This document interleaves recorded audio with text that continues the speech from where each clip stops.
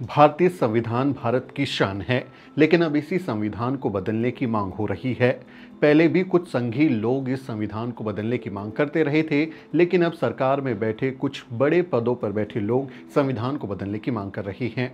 भारतीय संविधान को बदलने की मांग करने वाला व्यक्ति विवेक देबरॉय है, जो प्रधानमंत्री की जो इकोनॉमिक एडवाइजरी काउंसिल है, यानी आर्थिक मामलों पर जो उनको सलाह मशवरा देने वाली समिति है, उसके चेयरमैन विवेक देबरॉय ने इस संविधान को, मौजूदा भारतीय संविधान को बदलने की मांग की है। यानी सीधे प्रधानमंत्री नरेंद्र मोदी के सलाहकार कह रहे हैं कि हमें मौजूदा संविधान को बदल देना चाहिए। उन्होंने लाइव मिनट में एक आर्टिकल लिखा है और इस आर्टिकल में उन्होंने दलीलें दी हैं कि जो पुराना संविधान जिसे बाबा साहेब डॉक्टर अम्बेडकर ने लिखा था, उसमें कई कमियां हैं और दुनिया में जो नए संविधान हैं वो बन रहे हैं, इसलिए हमें मौजूदा संविधान को बदल देना चाहिए। उन्होंने कई दलीलें दी हैं कि कैसे संविधान में जो संहिताएं हैं, जिस तरह के प्रावधान हैं, वो अभी उसमें बदलाव होने चाहिए, वो इररिलेवेंट हो गए हैं। डायरेक्टिव स्टेट प्रिंसिपल्स की बात हो या फिर जो जुडिशियल कमीशंस के अपॉइंटमेंट्स हो, जजों के अपॉइंटमेंट्स हो, इस तरह की कई दलीलें उन्होंने दी हैं और उनका कहना है कि मौजूदा संविधान को बदल देना चाहिए। यह आर्टिकल अब सोशल मीडिया पर वायरल हो रहा है और लोग इसे बाबा साहेब के संविधान पर हमले की तरह देख रहे हैं, क्योंकि ये मांग करने वाला व्यक्ति कोई गली का गुंडा नहीं है, कोई छोटा मोटा व्यक्ति नहीं है जो संघी मानसिकता का व्यक्ति हो और इस तरह की बयानबाजी कर रहा हो। आप सब जानते हैं भारत की संविधान की कॉपियां संसद भवन के बाहर ही जलाई गई थी, लेकिन उन पर कोई कार्रवाई नहीं हुई। लेकिन ये व्यक्ति कोई वैसा व्यक्ति नहीं है कि इस तरह की हरकत कर रहा हो। जिसने ये बात की है वो व्यक्ति सीधे प्रधानमंत्री की सलाहकार समिति का अध्यक्ष है, वो जो इकोनॉमिक एडवाइजरी काउंसिल है उसका चेयरमैन है, यानी वो प्रधानमंत्री को सीधी सलाह देता है और उनकी सलाह पर ही प्रधानमंत्री नरेंद्र मोदी आर्थिक मामलों से जुड़े हुए फैसले लेते हैं। इसलिए यह मामला बेहद अहम हो जाता है कि भारत के संविधान को बदलने की मांग कहां से हो रही है। आप सब जानते हैं अटल बिहारी वाजपेयी जब सरकार उन्होंने बनाई थी तो 2002 में उन्होंने एक कमेटी बनाई थी और उसको ये काम सौंपा गया था कि वो भारतीय संविधान की समीक्षा करें कि उसको बदला जा सके। बाद में उनकी सरकार चली गई तो उनका काम अधूरा रह गया, लेकिन भारत के संविधान को बदलने की जो कोशिशें हैं वो काफ़ी समय से हो रही हैं और ख़ासकर जो हिंदुत्व की राजनीति करने वाली पार्टियां हैं, जो एक खास विचारधारा, एक खास जाति, एक खास तरीके की सोच को आगे बढ़ाने की कोशिश करती है या उसको बढ़ावा देने के लिए तमाम तरीके के प्रावधान करती है, उनकी लगातार ये कोशिश रहती है कि भारतीय संविधान, बाबा साहेब डॉक्टर अम्बेडकर का जो संविधान सभी को समानता, न्याय की गारंटी देता है, सबको मताधिकार देता है, सबको हर काम करने, अपने मन से घूमने फिरने, अपनी वाणी की अभिव्यक्ति की, धर्म की आस्था की आज़ादी देता है, उसको कंट्रोल किया जाए और उस पर अपनी जो सोच है उसको थोप दिया जाए। तो इस तरह की कोशिशें लगातार हो रही हैं। बहुत लंबे वक्त तक तो जो लोग थे, जो संघी सोच के लोग थे, वो भारत के संविधान को मानते ही नहीं थे, लेकिन अब भारत का संविधान ही इस देश का सबसे बड़ा कानून है। जितनी कानूनी प्रावधान हैं, जो संविधान में आर्टिकल्स लिखे गए हैं, उसी के हिसाब से ही हमारा देश आगे बढ़ता है।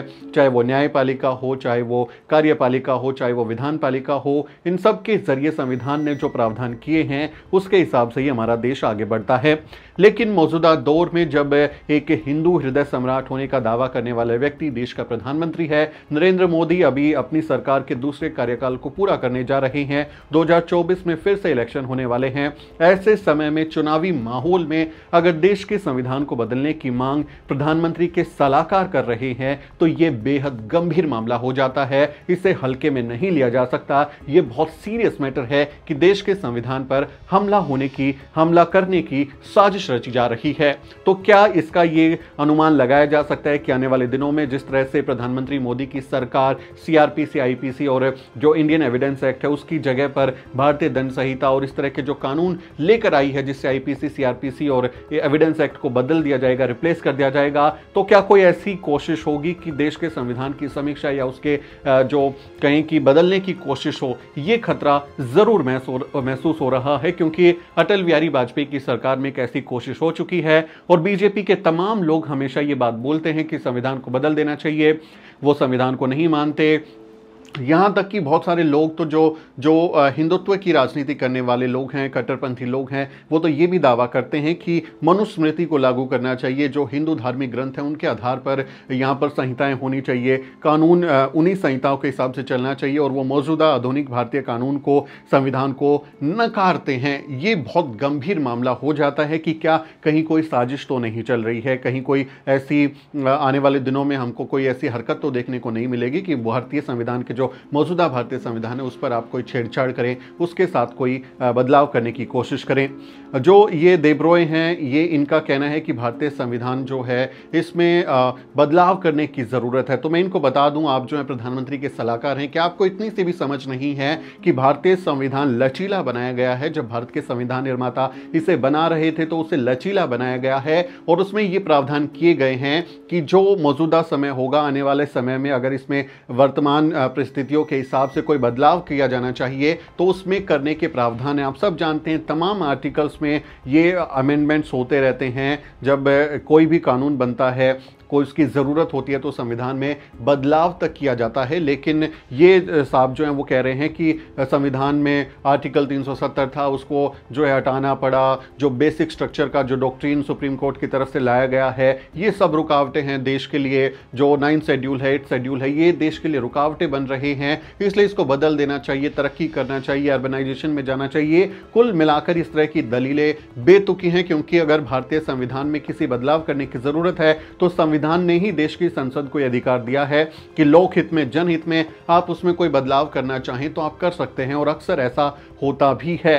प्रधानमंत्री इंदिरा गांधी ने तो जो प्रियम्बल है, प्रस्तावना है, उसमें सेकुलर शब्द को जोड़ दिया था, और ये उन्होंने अमेंडमेंट करने के बाद ही जोड़ा था कि समाजवादी और धर्मनिरपेक्ष, ये शब्द उसमें जोड़े गए थे बाद में। और उसके बाद आप देखें, अभी नरेंद्र मोदी सरकार ने इकोनॉमिक वीकर सेक्शन के नाम पर जो सुदामा कोटा दिया, उसके लिए भी अमेंडमेंट एक्ट किया गया। सुप्रीम कोर्ट ने जो बेसिक डॉक्ट्रिन का जो प्रिंसिपल दिया है कि संविधान की मूल भावना से आप खिलवाड़ नहीं कर सकते, उसको नहीं छेड़ सकते, लेकिन जो बदलाव आपको ज़रूरी लगे आप कर सकते हैं। ये शक्तियां देश की संसद को है, देश की कहीं की विधायिका को है, लेकिन उसके बावजूद अगर इस तरह की कोशिशें होती हैं तो कहीं ना कहीं ये संघी सोच को बढ़ावा देने की कोशिश नज़र आती है, और वंचित वर्गों को इससे आशंकाएं होती हैं, क्योंकि दलित बहुजन समाज वंचित वर्गों को संविधान में मिली गारंटी के बाद ही कुछ हक अधिकार मिले हैं। बाबा साहब डॉक्टर अम्बेडकर की कलम ने ही तमाम मनुवादी कानूनों और प्रथाओं का नाश कर दिया, उन्हें खत्म कर दिया, और सबको बराबरी का, न्याय का, समानता का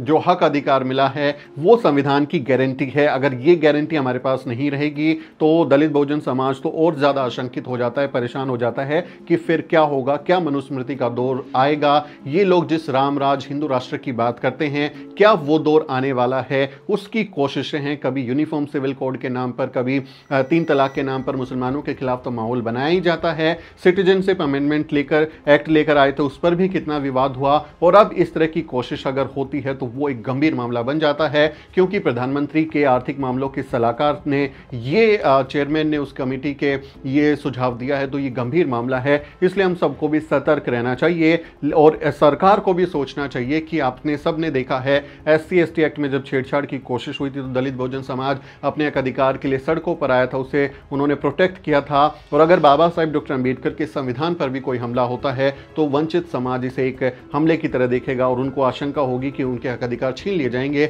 इसलिए वहां से भी विरोध आपको जरूर झेलना पड़ेगा। ये गंभीर मामला है, और देश में इस समय हालात इस तरह से बन रहे हैं कि हम लोगों को आशंकाएं हो रही हैं कि कहीं आने वाले दिनों में इस तरह का कोई कदम ना उठा दिया जाए। आप इस बारे में क्या सोचते हैं? जो ये आर्टिकल लिखा गया है, जो मांग की गई है देब्रॉय की तरफ से, प्रधानमंत्री के आर्थिक मामलों के सलाहकार हैं, इस पर आपकी क्या राय है? कमेंट करके लिखें। आपसे अपील है कि वीडियो को शेयर करें, चैनल को सब्सक्राइब करें, ताकि इस तरह की जो जानकारी है वो पहुंचे। मनु मीडिया इस पर बात नहीं करेगा, वो हिंदू मुसलमानों पर बात करता रहेगा, वो सांप्रदायिकता पर बात करेगा, इस तरह की बात वो नहीं करेगा जहां पर सीधे संविधान पर हमले करने की, संविधान को बदलने की, नया संविधान लागू करने की मांग की जा रही है। आपसे अपील है कि अगर आपको हमारा काम पसंद है तो आप हमें सपोर्ट भी जरूर करें। बहुत बहुत शुक्रिया। अगले किसी वीडियो में मुलाकात होगी दोस्तों। साथियों, अगर आपको द न्यूज वीक का काम पसंद है और आप चाहते हैं कि हम यूं ही अम्बेडकरवादी पत्रकारिता करते रहें तो हमारी आर्थिक मदद जरूर करें। आप अपनी स्क्रीन पर दिखाई दे रहे इस QR कोड को स्कैन करें और न्यूज वीक फाउंडेशन के खाते में अपनी दान की राशि भेजें। QR कोड के अलावा आप UPI के जरिए भी मदद कर सकते हैं।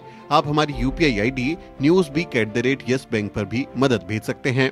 इसके अलावा आप हमारे अकाउंट में भी मदद भेज सकते हैं। खाते का नाम है न्यूज़पीक फाउंडेशन, अकाउंट नंबर है 02358800000640। IFSC कोड है YESB000235। बैंक का नाम यस बैंक है और ब्रांच है नेहरू पैलेस, दिल्ली।